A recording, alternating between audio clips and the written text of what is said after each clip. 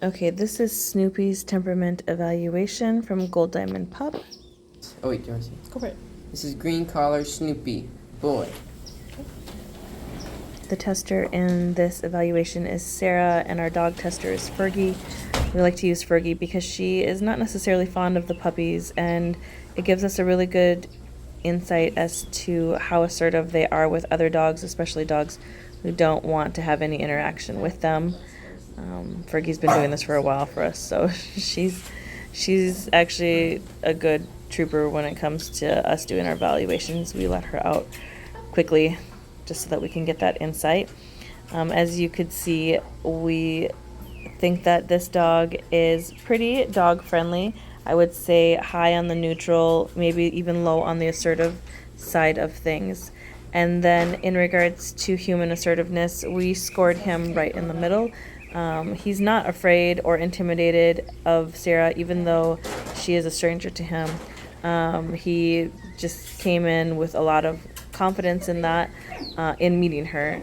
I don't think he necessarily has the highest confidence, just from things that we have seen throughout this test, and then also things that we have evaluated from this puppy throughout different exposures that we've done with him. But I do think he has moments of having good confident level. We're trying to figure out how his motivation level is here, trying to get him to go over different things and follow the toys. His prey drive is maybe on the lower medium side. I wouldn't say he doesn't have a prey drive, but I don't know that it is something that's going to necessarily commandeer him. He, I think, is one of the only ones out of the litter who went and picked up a toy and brought it over to Sarah, the tester.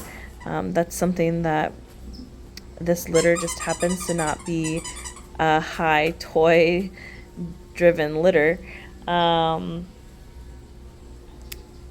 is going to now do the touch tolerant test, and in this she is just, pulling on their ears and pulling on their tail, petting them backwards, doing things, petting them in ways that we would typically not pet an animal. And we do this because we want to be sure how they would respond if they went into homes with children who are a little bit rough with them, or even, with the rise in autism. We do have a lot of our homes who have autistic children or adults, and we want to be sure that these puppies could be a safe choice for them. So that's why we do our touch tolerance the way that we do, just to kind of see how that is. And he is responding so well. I actually scored him high touch tolerance. He's not showing any signs that this is bothering him. Actually, oops, that was a little drop. He's actually just going right with it. Like you can tell that was so fun for him. He just wants to play even more. So I think he scores really high in his touch tolerance. I do think he is high in energy as well. Here we just did the sound test, sound sensitivity.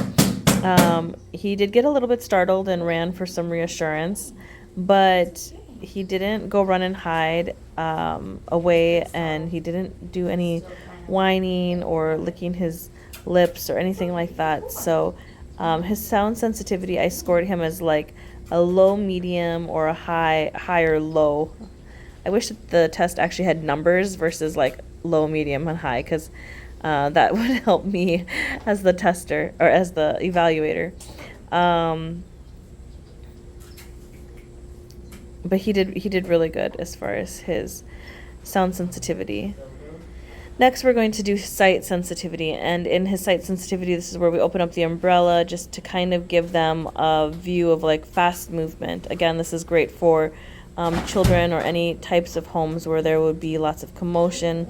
We want to see, does this stress him out or cause him to be uncomfortable around this? And whenever our puppies do get a little startled, it's great to give them that extra reassurance that this is safe, that they're in a safe place, that teaches them that they can have the confidence when dealing with uncertain situations. So he did pretty good in my opinion, and so I scored him again for low, like high low or medium low sight sensitivity. And then now we're going to do the tender-hearted test. going back to, just potentially going into a home with children or any human, that could be on the spectrum that could have any forms of outburst. There's other, obviously, things that our puppies could potentially be exposed to. This is where we get to test to see how well they respond to that tender-hearted episodes. And in Snoopy's situation, I feel like he did really, really well. He wasn't running away from the tester. He wasn't scared. He was evaluating what's going on. He's trying to stop her legs. He's trying to get underneath of her, get to her face. These are all really good signs in my opinion. And obviously this doesn't mean that he is automatically an emotional support dog, but I think that there is a lot of good potential for him having some training to be able to help anybody who could use him. Such a sweet, sweet pup.